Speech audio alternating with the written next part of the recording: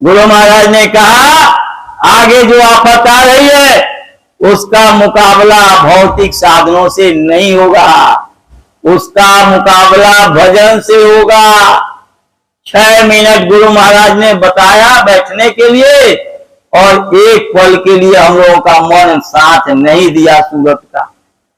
भजन तो हम अपने बाल बच्चे, घर परिवार, दुकान, नौकरी चाकरी, मित्र दुश्मन का करते हैं, ध्यान तो पड़ोसियों का करते हैं, अपने परिवार का करते हैं, बिजनेस व्यापार का करते हैं, अपने आत्मा की चिंता ही नहीं, गुरु पर भरोसा और विश्वास ही नहीं, तो हमारी जीवात्मा का काम कैसे होगा।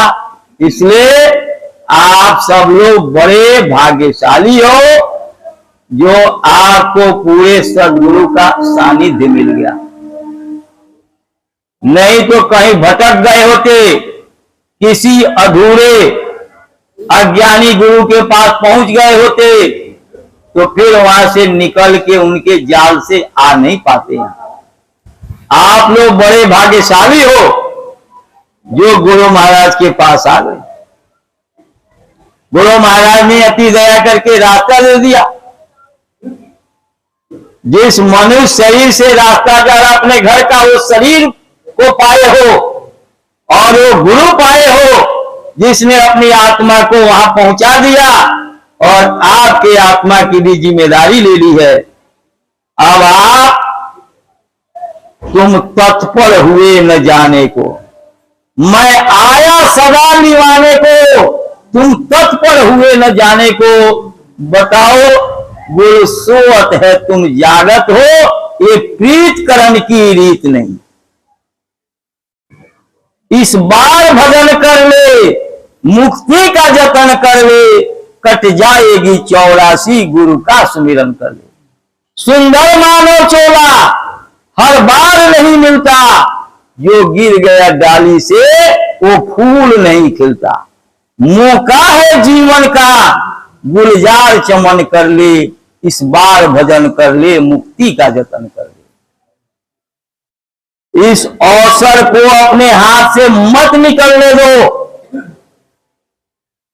बाल बच्चों की चिंता करते हो, कितने बार बाल बच्चे पैदा किए, कितने बार माता पिता बने, कितने बार बाल बच्चे बने, उन सब को छोड़ के आ गए। उनकी कोई चिंता चाव नहीं है आपको, उसका कोई होश नहीं।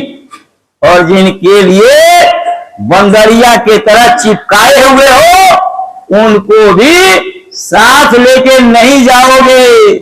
जब मैं अपने पिताजी के साथ नहीं गया, अपने माताजी के साथ नहीं गया, तो मेरा बेटा निश्चित रूप से, मेरी बेटी और दामाद निश्चित रूप से, मेरी पत्नी मेरे साथ नहीं जाएंगे। ये बात समझने की जरूरत है।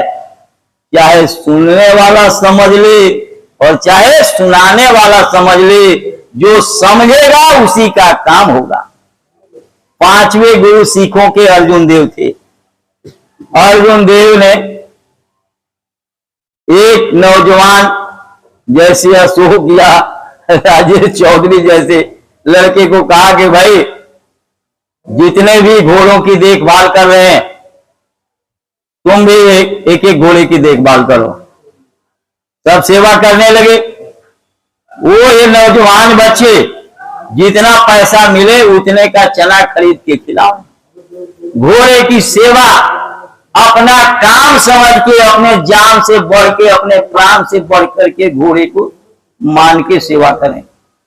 और बाकी जो पुराने थे उनमें जंग लग गया था, जंग, मूर्छा लग गया था। अरे मैं तो गुरु महाराज के नजदीक रहता हूं, मैं तो बोरा टाट पहनता हूं, मैं तो मथुरा रहता हूं, और मैं तो गुरु महाराज को नहलाता हूं, मैं तो गुरु महाराज की गाड़ी चलाता हूं, मैं तो खेती में सेवा करता हूं, मैं भंडारे की सेवा करता हूं, मैं गुरु महाराज के आगे पीछे रहता हूं। इसका गरुड़ गुमान गुरु से प्रेम नहीं होने देता। गुरु महाराज ने 2 बड़े सटीक उदाहरण हम लोगों को समझाने के लिए रखा। एक तो गुरु महाराज ने कहा सुराही में पानी भर देते हो और उसके ऊपर से उसका ढक्कन रख देते हो। गिलास कटोरा और लोटा दूर रहता है। जब उसको पानी रखने की जरूरत महसूस हुई गिलास लोटा को, तो फट जो है वो गिलास चल के आ जाता है। अपने आप नहीं आएगा, आप ले आओगे और वो सुराही के सिर पर नहीं सवार होता, झुक जाता है जमीन में, अपने आपे को मिटा देता है, खत्म कर लेता है और झुक करके अपने आप को नीच से नीच समझता है और नीच से नीच समझ करके झुक करके और जैसे छोटा अपने आप को मानता है, तब तक सुराही उस लोटा गिलास को भर करके तृप्त कर देती है। ढक्कन में एक बूंद पानी नहीं आता, कभी सुराही के सिर पर रहता है, लेकिन एक बूंद पानी का एक कतरा नहीं आता, और जो लोटा गिलास दूर रहता है वो भर के तृप्त हो जाता है। दूसरी बात गुरु महाराज ने बताई कि किलनी जो है गाय के भैंस के थन में रहती है, लेकिन वो दूध नहीं पीती, कभी खून पीती है। बछड़ा दूर रहता है, घास चल रहा, और गाय भैंस मुंह उठा करके अपने बछड़े को याद करती है। बछड़ा आएगा, परवा आएगा, आके मुंह मारेगा, दूध पी के चला जाएगा। और किलनी खून पीती है, और खून ही नहीं, जब उसके समझ में आएगा कि अब गाय मरने वाली है, मुझे खून नहीं मिलने वाला, तो पांडे जी यहां से उठ करके और चौरसिया जी के पास चले जाएंगे। पांडे जी मतलब किलनी, किलनी जो है वो दूसरे गाय के थन में पहुंच जाएगी, क्योंकि अब मर जाएगी तो इसके शरीर में खून रहेगा नहीं, खून का तो पानी हो जाएगा। तो ये कितने सटीक उदाहरण गुरु महाराज ने समझाया। लेकिन हम लोगों के, क्योंकि गुरु महाराज कहा करते थे, एक स्वार्थी को 100 मूर्खों की अकल होती है, 100 मूर्खों की अकल। मनमुख फिरे किसी का नहीं, वह क्यों कर परमारथ पात, प्रेमी सुनो प्रेम की बात। मनमुख हमेशा अपने मन की बात करेगा। दंडायन ऋषि के पास जो है विश्व विजेता सिकंदर आया, एक बढ़िया शॉल लेकर के। शॉल को उसने चरणों में रख के भेंट दिया। दंडायन ऋषि ने चिमटा से पकड़ा और धूनी में रख दिया। शॉल जल के राख। गुस्से से लाल होकर सिकंदर वापस गया अपने खेमे में। और वहां जब रात को सोया, चिंता में तो था ही, मैं अपने मुल्क से संभाल के लाया इतना बेशकीमती शॉल, और उसको इन्होंने जो है आग में जला के राख कर दिया। जब रात को सोया तो वही सपना देख रहा। सुबह सो के उठ रहा तो देख रहा कि वो शॉल तो हमारे सिरहाने है। वो ताजुब में पड़ गया कि मैं तो अपने नजरों से इस शॉल को जलते हुए देखा, ये वही शॉल कहां से आ गया। बड़ा ताजुब करने लगा। सुबह जा करके और वो शॉल लेकर के गया और अपनी गलती की माफी मांगने लगा। दंडायन ऋषि ने कहा, अरे बच्चा, मेरे पास कोई संदूक बक्सा तो है नहीं, मेरे पास जो भी संदूक बक्सा है वो यही है, मैं इसमें रख देता हूं, जब जरूरत हो तो निकाल के काम में ले लेता हूं, जब काम नहीं है तो फिर इसको सौंप देता हूं। उसको समझ में आया कि ये बहुत बड़े महात्मा हैं, इनको अपने वतन लेके चला जाए तो हमारे देश में भी खुशहाली आ जाएगी।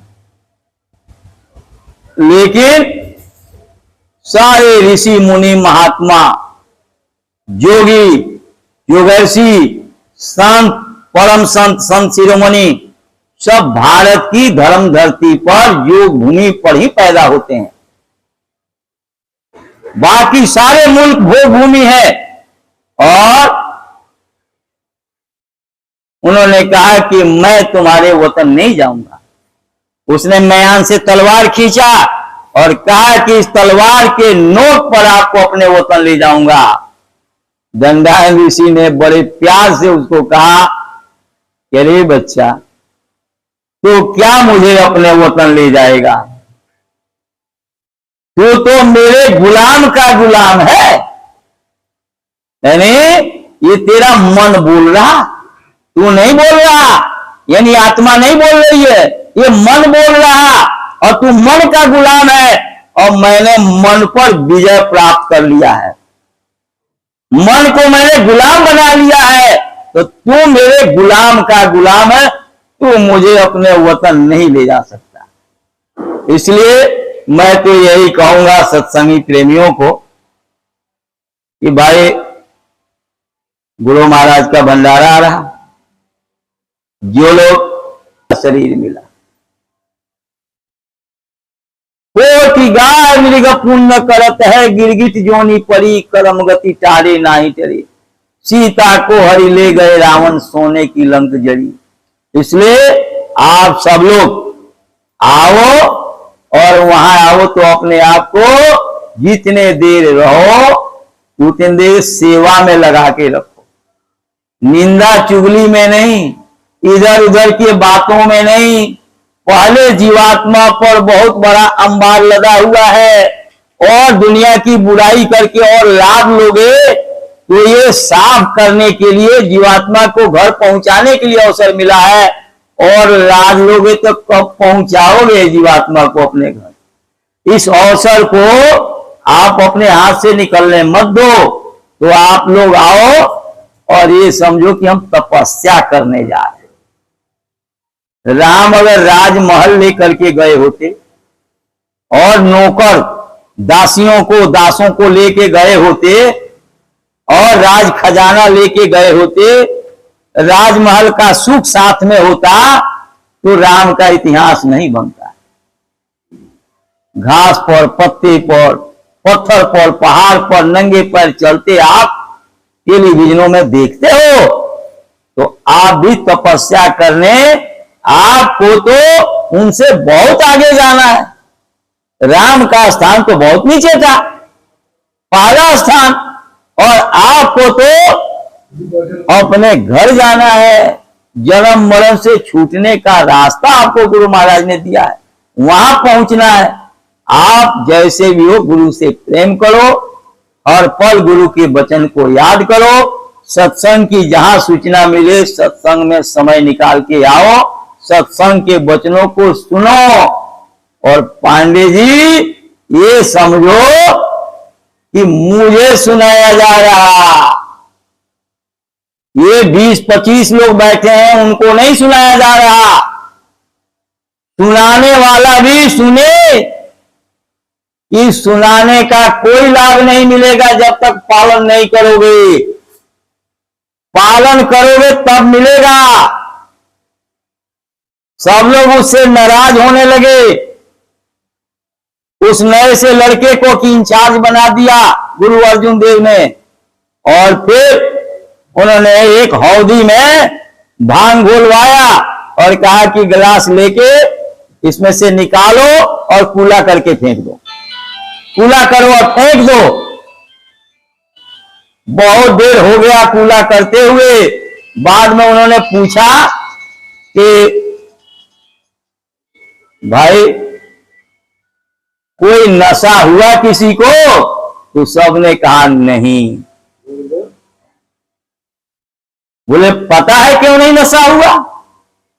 बोले जब भांग अंदर गया नहीं तो नशा कैसे होता? उसी तरह से गुरु के वचन आप अंदर में उतारे नहीं तो गुरु की दया का एहसास कैसे होगा? गुरु के वचन से तो उल्टी आती है, गुरु के आदेश को तो ठुकरा देते हो, गुरु से प्रेम नहीं करते हो, दुनिया से प्रेम है। तो जब तक दुनिया का प्रेम खत्म नहीं होगा तब तक गुरु से प्रेम नहीं होगा। मिली नर देह है यह तुमको, बनाओ काज कुछ अपना, पचो मत आए इस जग में, ज्ञानियों रैन का सपना। देह और गृह सब झूठा, सहज में त्यागते चलना। धीरे धीरे इसको त्यागते जाओ। धीरे धीरे जब इसको त्यागने लगोगे तो आदत बन जाएगी। यमराज के सिपाही कहे किराए के मकान को खाली करो तो आपको कोई संकोच नहीं होगा, आप आगे पीछे नहीं सोचोगे, तुरंत तैयार मिलोगे, समझे कि नहीं। लेकिन जब इसको अपना समझ लोगे, बंदरिया के बच्चे के तरह कलेज में चिपकाए रखोगे कि इसके बिना तो मैं नहीं रह सकता, पहली पत्नी को छोड़ के चले आए तो भी तो आप रह रहे हो इस दुनिया में, पत्नी चली गई तो भी रह रहे हो, आप चले जाओगे तो भी बच्चे रहेंगे, हम चले जाएंगे तो भी दुनिया रहेगी। दुनिया हमसे नहीं, हम दुनिया से हम हैं, इसको समझो।